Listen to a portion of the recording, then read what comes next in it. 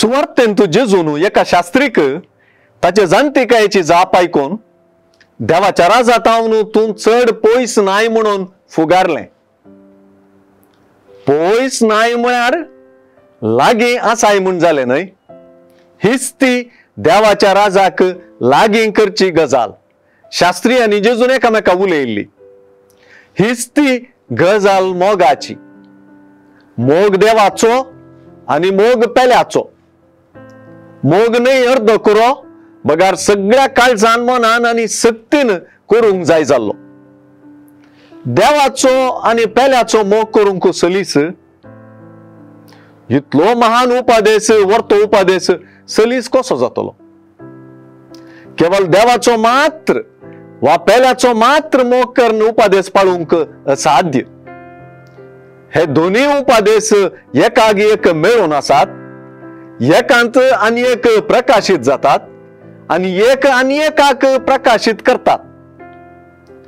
देवाच्या राजाक लागीं जावच्याक देवा पेल्या मोगाचो मान उपादेश पाळचो पडटा आनी ह्या खातीर मोगान पयस वेचें पडटा.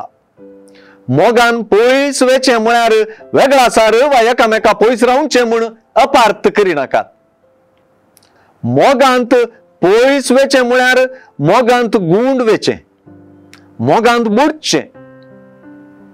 मोग करचे खातीर कश्टांची वाट सयत चमकोवची, लांब कठिनायेची वाट सयत धरची.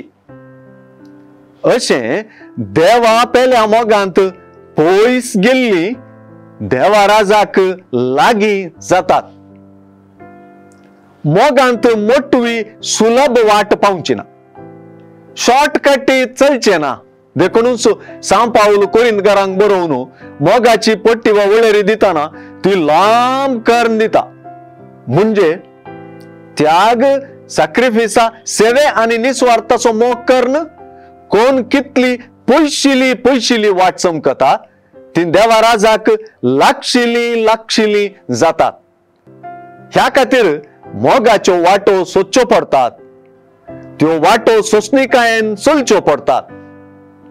देवा राजाक लागीं जावच्याक, देवाक मानवच्याक.